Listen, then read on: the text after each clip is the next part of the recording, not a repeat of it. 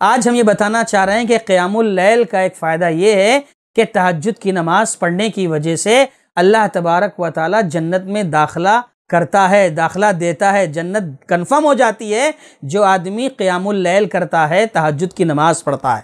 تو کیا فائدہ ہوگا؟ تدخل الجنت بسلام، سلامتی کے ساتھ جنت میں تمہیں داخلہ مل جائے گا۔ سبحان اللہ، قیام اللیل کا یہ فائدہ ہے کہ اللہ تعالیٰ داخلہ دے گا جنت میں۔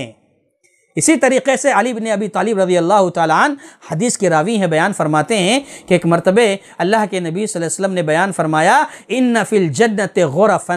کہ جنت میں ایک کمرہ ہے، ایک گھر ہے، یرا ظہورها من بطونها وبطونها من ظہورها، اندر سے دیکھو تو باہر کا نظر آئے، باہر سے دیکھو تو اندر کا نظر آئے، اس طرح خوبصورت اور بڑے ہی اچھے انداز میں آراستہ و پیراستہ کیا ہوا محل گھر اللہ نے جنت میں بنایا ہے۔ اللہ کے نبی صلی اللہ علیہ وسلم اس گھر کی تعریف بیان کر رہے تھے، بڑے اچھے انداز میں جذبے کے ساتھ بیان کر رہے تھے۔ جب آپ بیان کر رہے تھے فقام الیہ اعرابی، ایک بدو دیہاتی صحابی کھڑے ہو گئے اور پوچھا لمن ہی یا رسول اللہ، اے اللہ کے نبی صلی اللہ علیہ وسلم وہ گھر کس کے لیے؟ اتنا خوبصورت گھر کہ اندر سے دیکھو تو باہر کا نظر آئے، باہر سے دیکھو تو اندر کا نظر آئے، اتنا خوبصورت گھر، صاف ستھرا شفاف گھر، یہ کس کے لیے ہے؟ اللہ کے نبی صلی اللہ علیہ وسلم نے بیان فرمایا من اطاب الکلام، جو بات کرے تو اچھی بات کرے، بھلی بات کرے،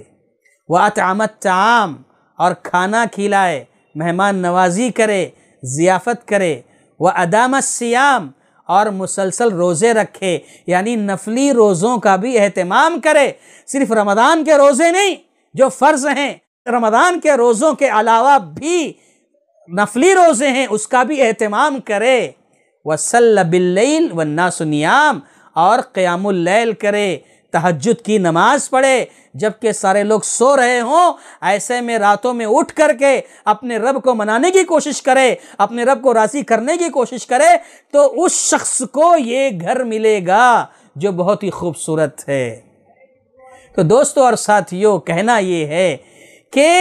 اللہ کے نبی صلی اللہ علیہ وسلم نے بیان فرمایا ہے کہ قیام اللیل کرنے سے جنت میں داخلہ ہے، جنت میں گھر ہے۔ اسی طریقے سے اللہ کے نبی صلی اللہ علیہ وسلم نے ایک صحابی ہیں عبداللہ ابن عمر رضی اللہ تعالیٰ عنہ، ان کے بارے میں کہا جو ہمارے سلف میں سے ہیں۔ عبداللہ ابن عمر کو نصیحت کرتے ہوئے کہتے ہیں نعم الرجل عبداللہ ابن عمر، آپ نصیحت کر رہے ہیں کہ عبداللہ ابن عمر کتنے اچھے انسان ہیں، لو کان یصلی من اللیل، کاش کہ وہ تہجد گزار ہوتے۔ عبداللہ ابن عمر اس وقت شاید تہجد کا اہتمام نہیں کر پا رہے تھے، راتوں میں سویا بہت کرتے تھے، کثرت سے سویا کرتے تھے، تہجد کا اہتمام نہیں کر پاتے تھے۔ تو اللہ کے نبی صلی اللہ علیہ وسلم نصیحت کرتے ہوئے کہتے ہیں نعم الرجل عبداللہ ابن عمر، عبداللہ ابن عمر کتنے اچھے انسان ہیں، کاش کہ وہ تہجد گزار ہو جاتے، یعنی اور اچھے ہو جاتے۔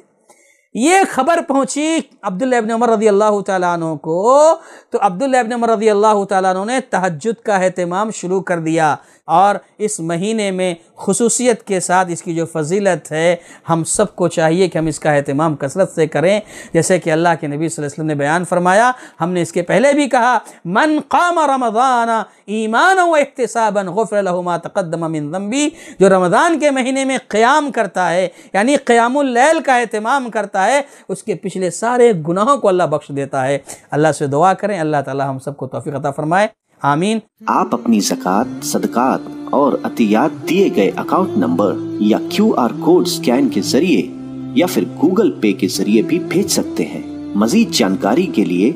دیے گئے نمبر پر رابطہ قائم کریں۔ سپورٹ